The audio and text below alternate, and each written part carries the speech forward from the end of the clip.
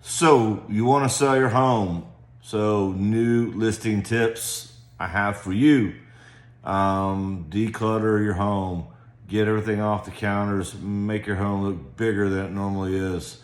Get it list ready for your agent, for the photographer, hopefully that your agent's going to bring. Get some drone shots.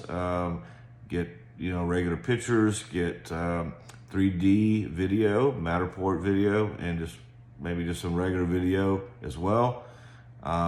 Keep your home looking like you made it for the pictures, so you make it picture ready, and then keep it list ready and keep it show ready throughout the process.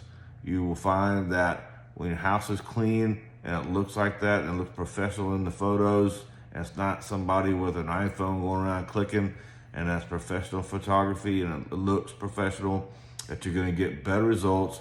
You're going to get more people coming through looking at it, and going to take you more seriously with selling your home.